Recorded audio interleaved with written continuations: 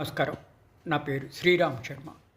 ఏదైనా మనకి evidence, proof కావాలంటే కేవలం ఆధార్ కార్డ్ ఒక్కటే చూపియాలా ఐడి ప్రూఫ్‌కి?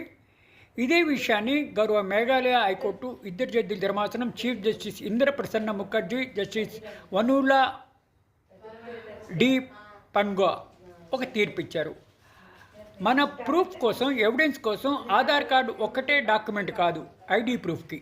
ఏదైనా ప్రభుత్వం ఇచ్చే పథకాలకి, ఐడి ప్రూఫ్‌కి కేవలము ఆధార్ కార్డు ఒకటే కాదు, ఆధార్ కార్డుతో పాటు వేరేవి కూడా చూపించుకోవచ్చు. పాన్ కార్డు కానీ, ఓటర్ ఐడి కానీ, పాస్పోర్ట్ కానీ ప్రొడ్యూస్ చేయొచ్చు అని తీర్పునిచ్చింది గౌరవ మేఘాలయ హైకోర్టు ఇద్దరు జడ్జిల ధర్మాసనం.